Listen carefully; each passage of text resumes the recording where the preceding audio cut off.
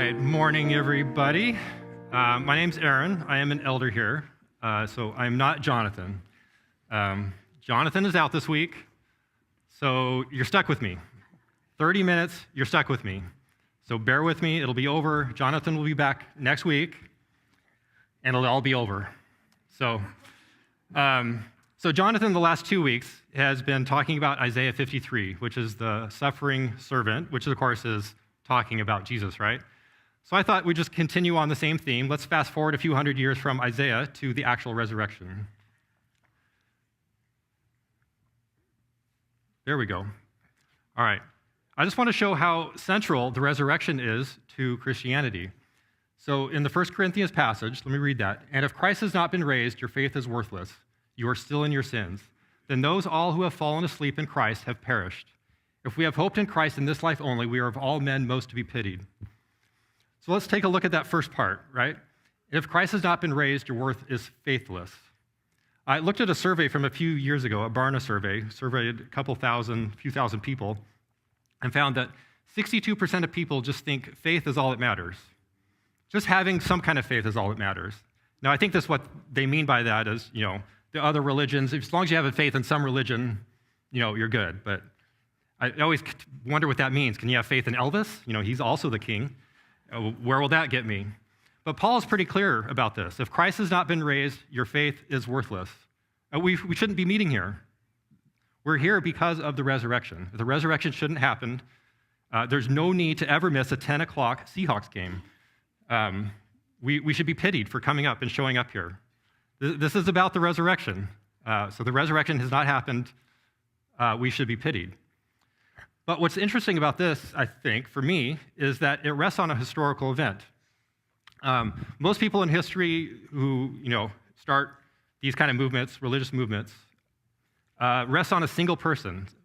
One person will have like an epiphany, or they'll claim they have an angelic experience, or something like that. And you just have to believe what they say. There's no other evidence other than I heard from this angel, this is what happened, and you have to trust that. That's it. But Christianity is different in that it's based on a historical event. It invites people to look at it with scrutiny and say, did this really happen? And that's what I want to go through today. I want to go through actual reasons to believe. Now, reasons are important to me. One quick story just to show, emotions don't always work on me like they do on other people, I feel. I'll give the 30-second version of this. A couple of years ago, I was on a hike, and long story short, I was being chased by a bear. And my emotions, I had no emotions. I was the last person. I would be the best person to be around on the zombie apocalypse. I guess I was the last person in the stream of person. So I would have been the one gotten. I looked back on several occasions, and this bear was in an all-out gallop, and my emotions were saying, that is cool. Look at that bear. That is a big bear. No emotions. I had no fear at all. I'm not claiming to be brave. I'm claiming something was wrong with me. Well, so what did I have to do? I had to use reason. Okay, there's this big bear chasing me. All these other people are running. He could take me out with one shot. It's pretty cool, but I better run. So I have to use reason a lot. All right, so how do we do this? How do we investigate an historical situation here? Well, we can think of it, there's a lot of TV shows, right? This is like CSI Resurrection. What we use is the inference to the best explanation. So we get our little data points. When you have our board, you've seen those shows, right? You have the board, you have the different facts or maybe pictures of people, then you string them together with different strings and thumbtacks. You have this kind of fun little board and you figure out what explains all the facts. And that's what we're kind of do here. So the historical considerations, obviously you want multiple independent sources, right? If you have multiple witnesses all saying the same thing, that's good, right? That's better than just one single source. Enemy attestation. If you're saying something that your enemies also agree with you, that's a good sign. That means it's also more likely to be true. Embarrassing admissions. If you are admitting something that would be embarrassing to your cause or yourself, usually that's a sign of truthfulness. Usually people don't like to embarrass themselves. Eyewitness testimony, obviously, is better than secondhand. And then early testimony, right? If the first... you want the message or the information as close to the actual event as possible. So what we do is we get this list of facts, non-miraculous facts, no miracles involved, that are agreed by basically any scholar, both Christian and non-Christian. And then at the end, you say, what explains all these facts? It's kind of like a fun game. So let's get going. So here's the 5 non-miraculous facts. Now, there's more. The last minute, I was going long, so I shaved one off at the last minute, and there's more on top of that. So here's the 5 that I got left with that I think I can get through in 30-ish minutes. So let's get going in Jesus died by crucifixion. So some theories over the years, none of these are popular now, but they were a few hundred years ago, are the apparent death theory, the swoon theory. These are theories that Jesus didn't really die. It looked like he died. He was really close to death, but eventually he was well enough to somehow roll the rock away from outside the tomb and get out. And it's not very believable, but these are some of the theories that were out there a few hundred years ago.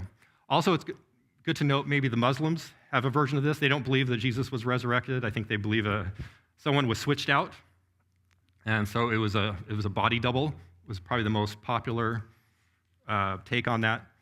But either way, it's been out there, this theory.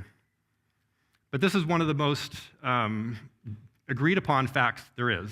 Actually, I can't think of a single, even non-believing scholar that doesn't believe Jesus wasn't crucified and died.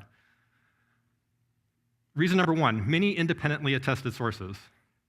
I'll save you the counting. There's 16 there. The letters in the Bible are organized by different authors. You have the church fathers. A lot of them were students of the apostles themselves. And then you have non-Christians. These are enemies of Christianity. Josephus was a Jewish historian. Tacitus, a Roman historian. Talmud was Jewish writings, right?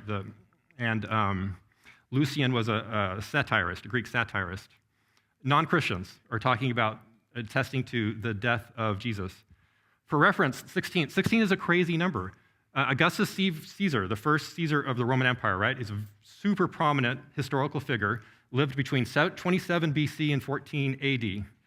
There's four sources about this guy in the first 110 years of his life. And now there's at least 16 within 100 years of Jesus' life. In terms of historical value, that's so much. Usually, for something that happened 2,000 years ago, you just need a couple sources and you call it gold. Here we have just a ton. Now, I think this is also interesting. You also want early reports, right? And sometimes when we read the Bible, it's okay, we're reading 1 Corinthians, and this is all written by Paul. What we may not realize is there's segments of that are pulled out that probably didn't come from Paul. And here is a segment that, again, both Christian and non-Christian scholars agree did not come from Paul. This is what's thought to be a very early creed, dating within a few years of the death of Jesus. And so look at that first line. For I delivered to you as a first importance what I also received. So this is something that Paul received, and now he's delivering it in the next few verses. So based on, if you look at the underlying Greek, there's these different formulations and different, without going into the Greek, there's things that indicate this is an early creed. It has kind of some hallmark signs. And based on the timing of when Paul spoke with Peter and James after his conversion, people roughly state this, again, Christian and non-Christian scholars, within 5 years of Jesus' death.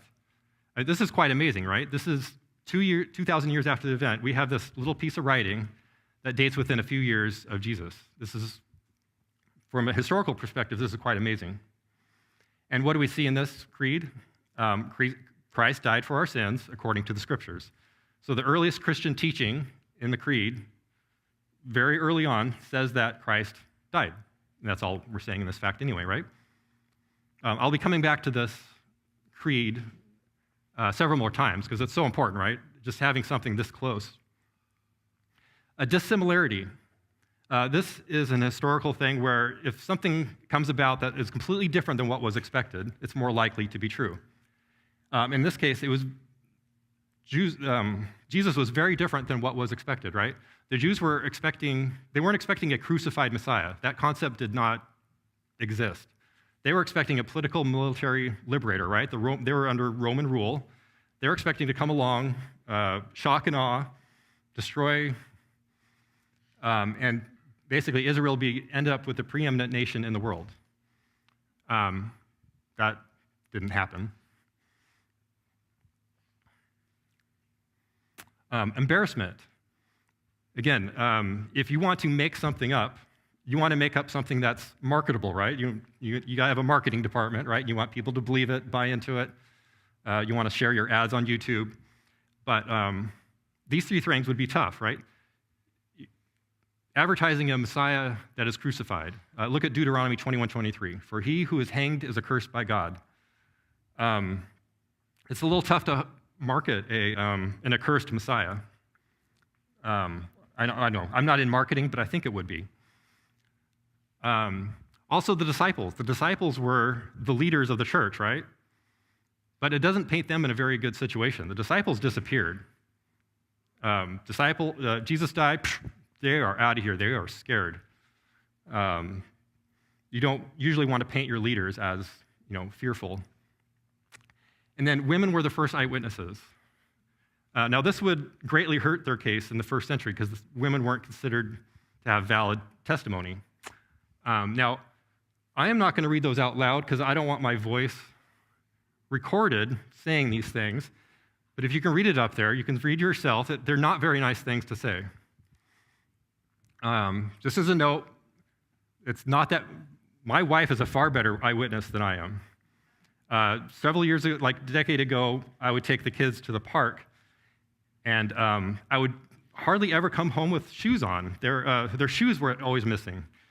But I never noticed. No shoes, no socks, missing clothing. I never noticed. And of course, my wife would notice right away. So I'd be a terrible eyewitness. But this is the way it was in the first century. And so if you want to concoct a story, this is not how you want to start your story. This is not giving credible eyewitnesses. Enemy attestation. This is just saying there is some eyewitness testimony in the Gospels themselves and in Acts that show that they're enemies of Jesus and Christianity that are a part of the crucifixion. So you see the Jews are mocking Jesus here. You have the Roman soldiers mocking Jesus. And then you had Pilate, had a centurion double check that Jesus is really dead. And finally, medical support. This has been a well-studied item. There's dozens of published medical studies on crucifixion and flogging.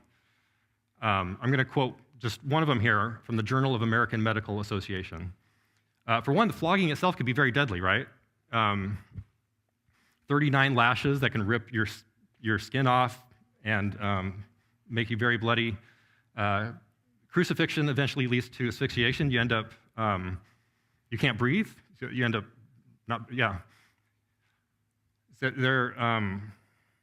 the quote here is, interpretations based on the assumption that Jesus did not die on the cross appear to be at odds with modern medical knowledge. I'll spare the gruesome details of all that's going on. Well, I didn't really understand it. We'd need a doctor to come up here to understand it, but it didn't look fun. So it makes kind of those apparent death theories pretty unlikely, right? In addition, Roman soldiers ensured death by piercing Jesus' side. So you have a flogging, you have a crucifixion, and you have the Romans being pierced your side. So this is why it's kind of unanimous that basically Jesus lived and then died and was crucified, and that's how he died. All right, so that's fact one. And I gave 6 reasons. There's other reasons, but again, limited time. All right, so the next non-miraculous fact I want to go through, Jesus' tomb was found empty. Dun, dun, dun. How do we explain that one? Well, let's go through the evidence first. A lot of the theories revolving around this one is a stolen body. Maybe the disciples stole the body as, they wanted the movement to keep on going, so maybe they stole the body and then made up this big narrative. Maybe someone else stole the body. I don't know why. Maybe it's a joke. Bad joke. There's a theory about the wrong tomb. The women just happened to go to the wrong tomb. And in going to the wrong tomb, everyone suddenly believed that Jesus was raised. I'm not sure those theories make a lot of sense or how many buy into them now, but you can see some of the theories thrown out trying to explain this single fact. So reason one, again, we'll go through some of the historical markers, right? It's multiply attested. So we have the Gospels, And then we have Acts and 1 Corinthians. So that's at least 6 sources right there that talk about the empty tomb. Theories over the years. Whoop, I pressed the wrong button. We talked about that. Okay, here we go. Back to the earliest creed. So again, Jesus probably died in 30. Some people think 33 AD. And here is also a creed from the 30s, just a few years, and it says he was buried and that he was raised on the 3rd day. Now, the Jews in the 1st century, their idea of being raised or resurrected, their only notion of that was a physical resurrection. So this kind of implies an empty tomb. He was buried, so a dead body was buried, and he was raised. So it doesn't explicitly say an empty tomb, but it is implied by that he was raised. So again, the earliest teaching of the Christian church is we have a risen Jesus. No time for legend to sink in, right? This is just a few years after the events. 1 Corinthians is not the only example of early material that is in the Bible. So Acts, although it was written by Luke a few decades later overall, there are parts of it, again, both Christian and non-Christian agree, that are from much earlier. So we have some sermon summaries that I think are also dated from the 30s alongside 1 Corinthians. I sent that up there, right? Acts. And these also infer the empty tomb. In Acts 2:29, you see, I may say to you with confidence about the patriarch David that he both died and was buried, and his tomb is with us to this day. All right, so what's going on here? We have David. He died, regular mortal death. We have a normal dead human. He was buried, like you do normally. And then his tomb is with us today. So nothing happened. He's still in the tomb. All right. And that's contrasted a little bit later with Acts 2:31. This Jesus God raised up, and that we are all witnesses. So Jesus did not just stick around and is with us this day. He was raised up, and they are witnesses to that fact. Again, applies an empty tomb. One of the bigger ones, I think, is this one. The location of tomb was known. At least 5 sources state that Joseph of Arimathea took Jesus' body to his own prepared tomb. This is a rich member of the Sanhedrin. People would know where this is. This is not like a hidden tomb. This is out in the open. So if Jesus were still in the tomb, just go check. Think if we try to create our own religion on a dead dog or something, our dead cat Fluffy. Our dead cat Fluffy got resurrected. Yeah, no Fluffy. So if we had this pet cemetery type situation, we can just go check, right? Fluffy's tomb's out there. If Fluffy is in there or it's not moved, we know it's false. Same way, the Jerusalem church was likely the birthplace of the earliest Christian preaching. This is where the church started. This is where the resurrection happened. It makes sense this is where the first teaching happened. So if someone was trying to teach someone was resurrected, they just go down the road and go check for themselves. It's hard to imagine this getting by people who disagreed with Christianity. Both the Jews and potentially the Romans would just go check. Embarrassment. So again, it wasn't just that women were eyewitnesses. In this case, they were the star witnesses, right? They were the first on the scene. They were the ones that had the first appearance, Mary Magdalene.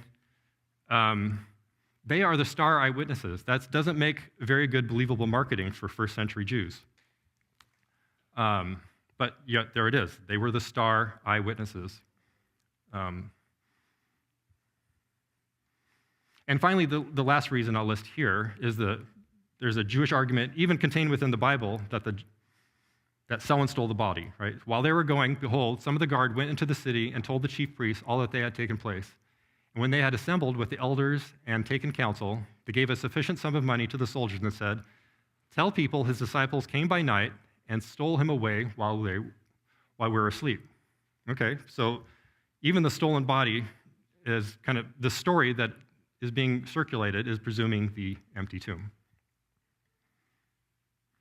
All right, so that's the empty tomb. That's 2 facts. We've got 3 more to go. The last 2 go quicker, I promise.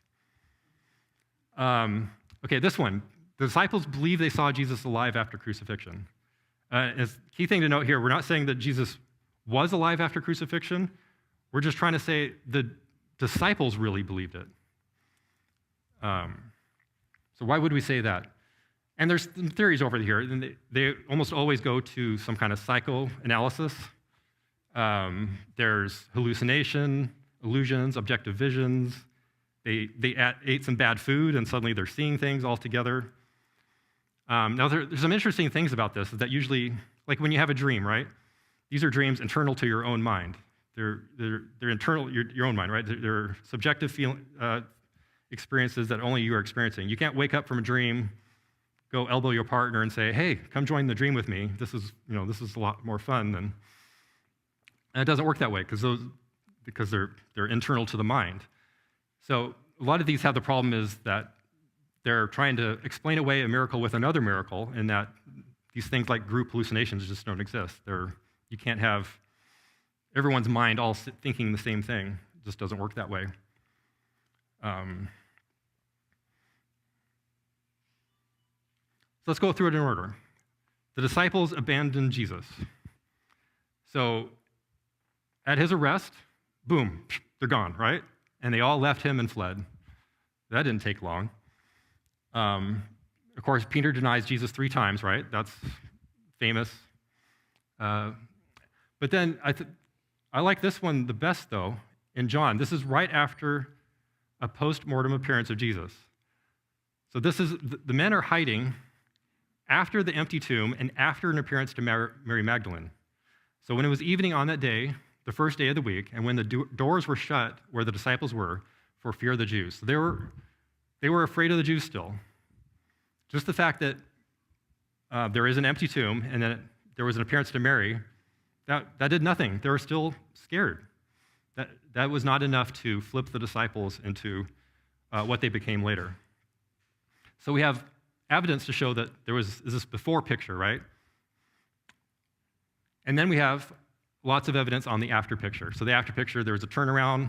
It's attested in many places, as you can see up there, both in the Bible and church fathers.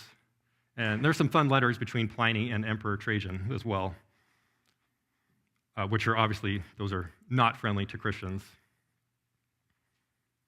So what changed? And that's the big thing about this fact. How do you explain the change from complete abandonment to then willing to die? It can't be just an ideology, or they just, if I just have more faith.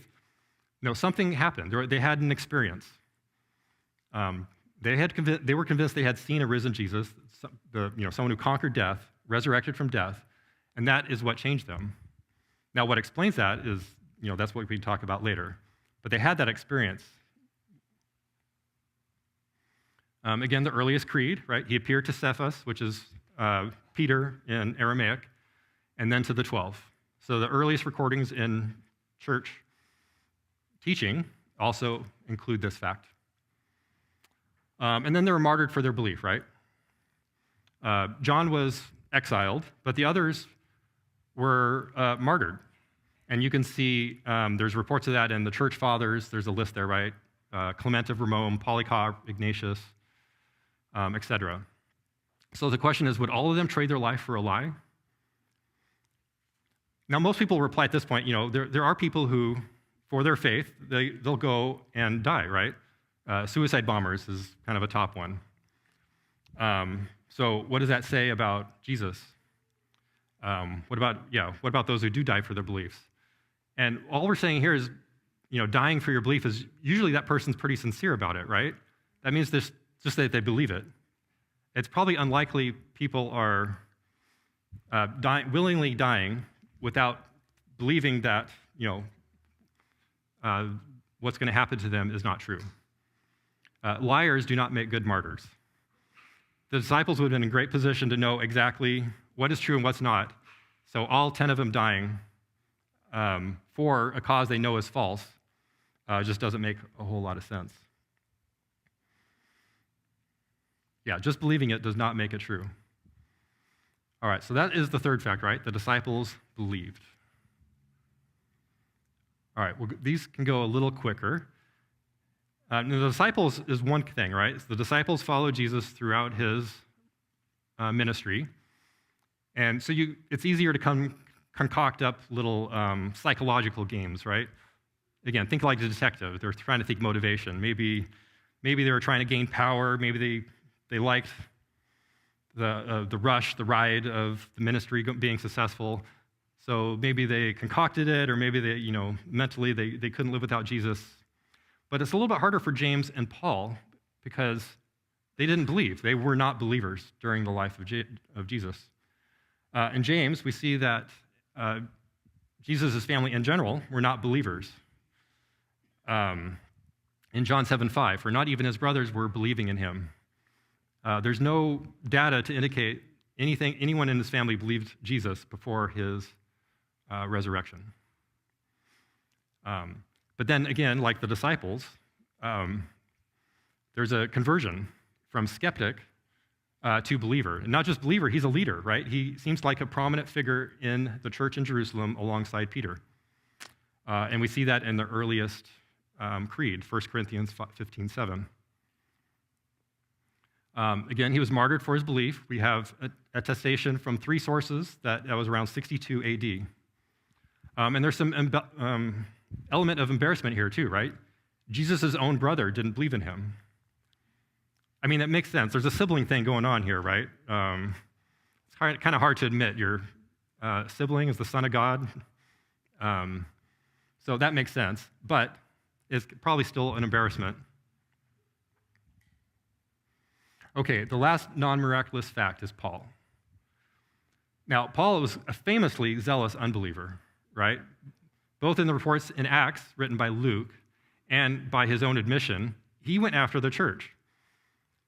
He was going after Christians. He was trying to lock them up. He approved of their execution. So how do you turn someone like Paul into, one of your biggest, if not largest person against you, to one of your biggest allies? And so that's where we get the Damascus account, right? It's recounted 3 times in the book of Acts. And in 1 Corinthians, we have the short segment, right? 1 Corinthians 5, 3 through 7 is that short segment that's probably dated to the 30s. And then we see Paul make an addendum to it in verse 8. And last of all, as to one untimely born, he appeared to me also. So this is how Paul accounts for his big turnaround, right? He was the biggest opponent to Christianity, then he became one of the biggest proponents. And he is due to this experience he had with the risen Jesus. And ultimately, again, he was also martyred for his belief, and there's 6 sources that attest to that. So historically, how do you account for that? All right.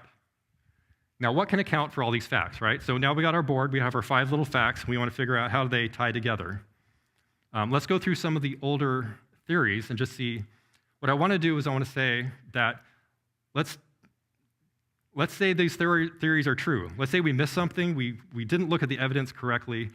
Let's give them all the benefit of the doubt. Let's just say they're right, and let's see what happens. The problem is it doesn't explain much. So the apparent death or swoons theory, this is best case, right? We completely misread the evidence, and he didn't really die. Okay, well, that explains that Jesus died by crucifixion. He didn't really. Okay, Jesus' tomb was found empty. After 39 lashes and a crucifixion, he was able to roll the rock away, or he got help. You start getting into conspiracy theories. But it doesn't explain how disciples believe they saw Jesus alive. If Jesus really lived, after 39 lashes and a crucifixion and a spear in the side, he would not look like he just conquered death. That's not going to. I would have a hard time imagining that's going to fool anybody into conquering death. So it really doesn't explain what the disciples believed, and of course, it doesn't turn James or Paul, right? Why would they believe this almost dead person is the Messiah? Okay, someone stole the body. Okay, for the sake of argument, let's say someone did steal the body. So Jesus really died, and the tomb was found empty because it was stolen. But it doesn't explain the other facts. The disciples believed that, remember in the passage in John, the disciples did not believe just because there was an empty tomb or because Mary was telling them there was even a risen Christ. The disciples only believed once they had a first-hand experience of the risen Jesus. And so the stolen body does not explain them at all. And of course, it doesn't explain James and Paul in the least bit. Why would they convert from skepticism and persecutor? Wrong tomb theory is very similar, right? Again, and it seems like an easy problem to fix. You got an empty tomb, okay, go to the right tomb then. Again, this is a mistake that would have been fixed, and even if you grant all of it, this doesn't explain. Hallucination and vision theory. A lot of effort in the past has gone into kind of really clever, inventive psychoanalysis of the disciples, and James and Paul as well, and coming up with various mental maladies that could have stricken them that would have made them convert.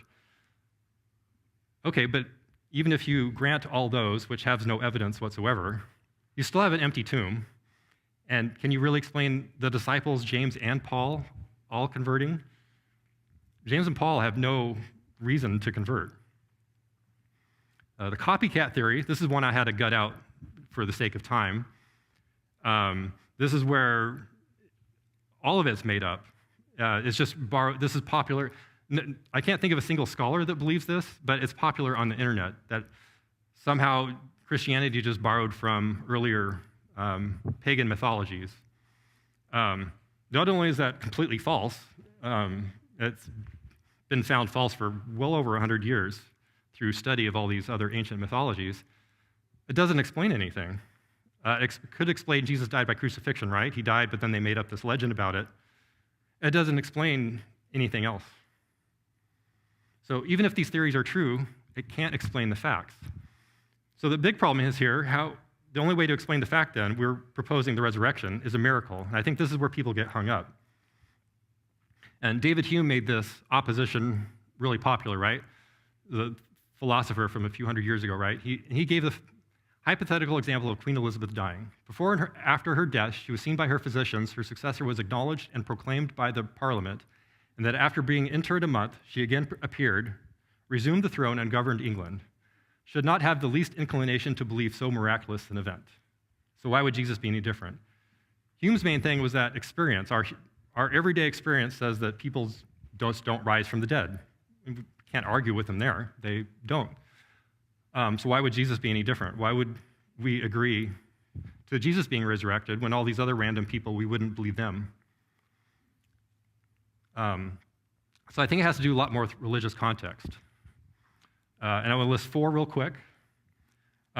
Jesus had a reputation of many miracles.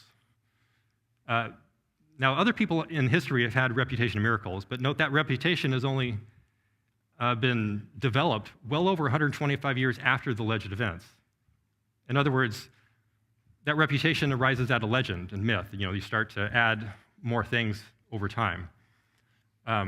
Jesus' reputation for miracles is attested by both Christians and non-Christians. Of course, non-Christians paint it in a more cynical light, right? The sorcerer or whatever, they use different words for it, but still attested. Also, Jesus was fulfilling hundreds of Old Testament prophecies. Again, this wasn't just a random person. This was a random person in the religious context was fulfilling a lot of prophecies that were being predicted. He predicted his own death and resurrection. Well, that's a pretty cool trick. And finally, remember, we're not claiming that Jesus had a random, spurious resurrection. The claim is that the Father resurrected Jesus. So the claim is a miracle, and we have evidence for the existence of God.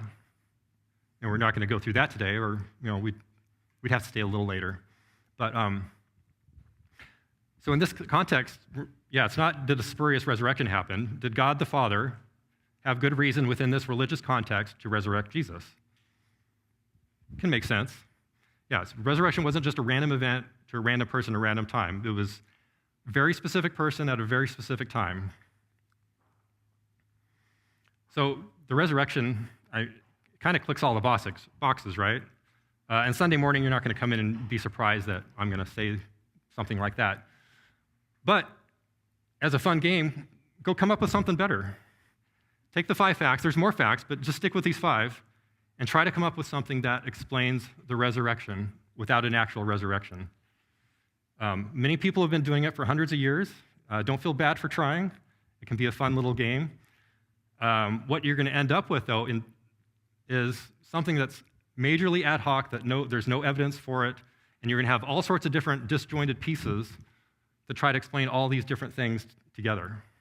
So again, don't feel bad about giving it a shot. I think, if anything, it could build your trust. If you can't crack the case this way, then it builds the trust that it is how it is. So what's the big takeaway here? There's evidence for this. We don't have a blind faith. Our hope is something that's grounded in history and reason, and that's why I'm here today, right? I'm not here because it gives me the right goosebumps or the right emotional feelings. I'm here because it makes the most sense.